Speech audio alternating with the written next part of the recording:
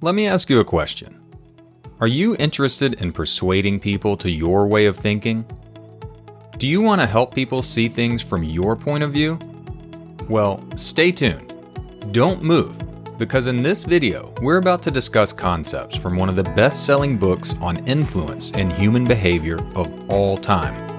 I'm talking about How to Win Friends and Influence People by Dale Carnegie.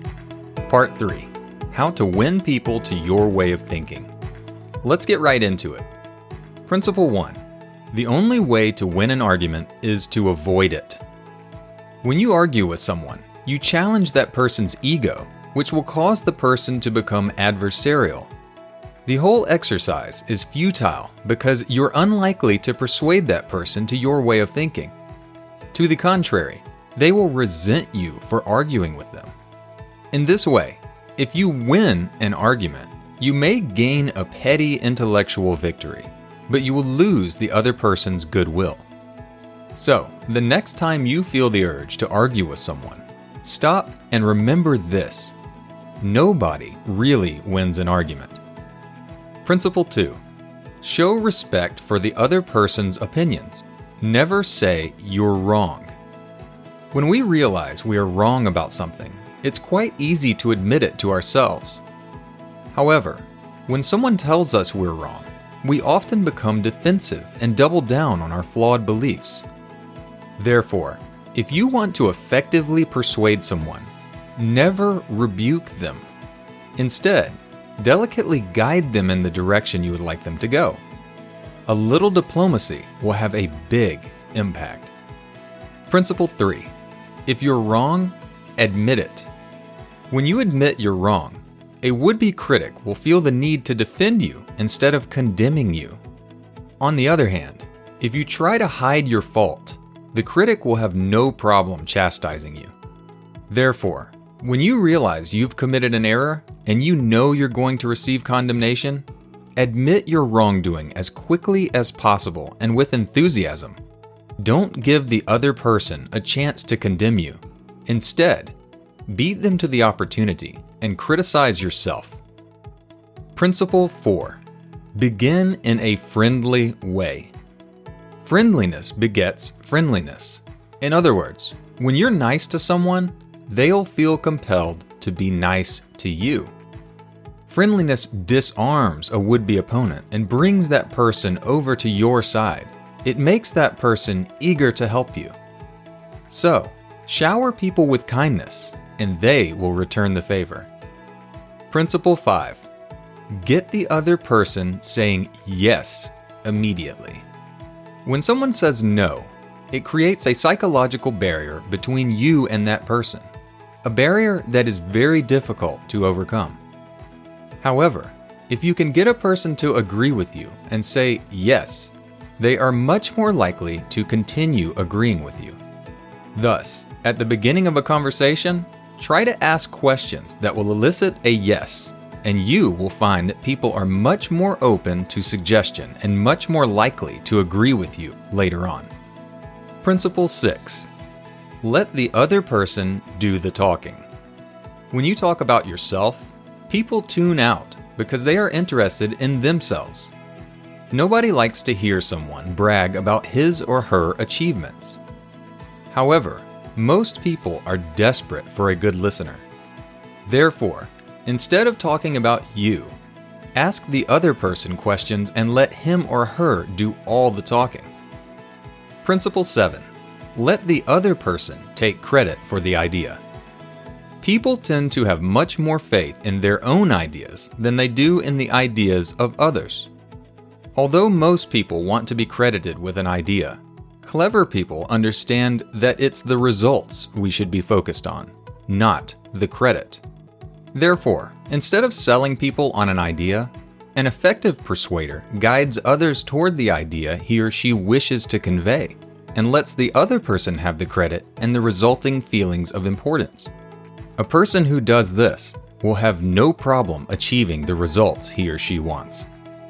Principle 8. Try honestly to see things from the other person's point of view. If you think a person is totally wrong about something, the chances are that the person doesn't think they are wrong. To the contrary, they probably think they're right, and there's a reason why they think the way they do. So, when you encounter someone who holds a different view than you do, try to understand why the person thinks the way they do. Put yourself in that person's shoes and honestly try to see the world as he or she sees the world. If you can do this, you will be a much more successful persuader. Principle 9. Be sympathetic with the other person's ideas and desires. Do you ever notice how eager children are to show us their bruises and their cuts? Do you ever notice how eager adults are to talk about their surgical procedures and the pain they've endured? People do this because people universally crave sympathy. Therefore, be sure to sympathize with the other person's situation. Let that person know that you understand their position and why they feel the way they do. In return, the person will sympathize with you and your point of view. Principle 10. Appeal to the nobler motives. People like to regard themselves as fair, unselfish, and honest. When reminded of their character and reputation, people will often attempt to display their integrity. They'll behave in a way that reflects their perception of themselves. Therefore, when you're dealing with a difficult person, express your confidence in that person's character. Appeal to their ideal self and let them know that you regard them as a noble being. In return, they'll exhibit a higher level of character in their dealings with you. Principle 11. Dramatize your ideas. Drama draws attention. Merely stating facts isn't enough to persuade someone in the era of television, YouTube, and podcasts. Instead, effective persuasion requires showmanship. Therefore, create a little drama in your attempts to persuade. Be novel, be different, be exciting. Do or say something interesting and memorable. Carefully craft your attempts to persuade like you would craft a scene in a movie, and you will get much better results. Let's move on to the final principle. Principle 12. Throw down a challenge. Nothing motivates people like a good old-fashioned challenge. Let's use an example to illustrate this final point. Charles Schwab had a mill manager that complained to him that the mill wasn't producing its quota of units, and the manager could not motivate the mill workers to produce anything more. So, at the end of a shift, Schwab grabbed a piece of chalk and asked a nearby worker how many units his shift had produced. The man said, 6. Then, Schwab turned around and drew a big number 6 on the ground with his chalk. Then, when the next shift discovered what the number meant, they couldn't be outdone. So, they went on to produce 7 units, and then replaced the big number 6 with a big number 7. This continued on and on until the mill maximized its production, and before long, this lagging mill was producing more units than any of the other mills.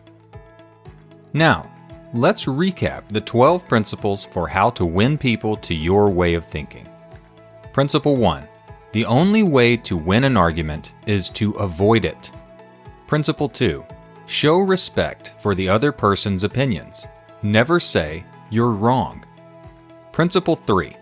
If you're wrong, admit it. Principle 4. Begin in a friendly way. Principle 5. Get the other person saying yes immediately.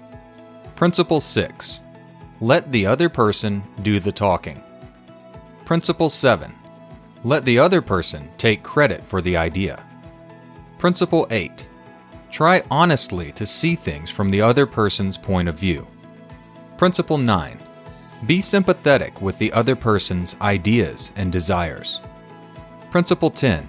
Appeal to the nobler motives. Principle 11. Dramatize your ideas. Principle 12. Throw down a challenge.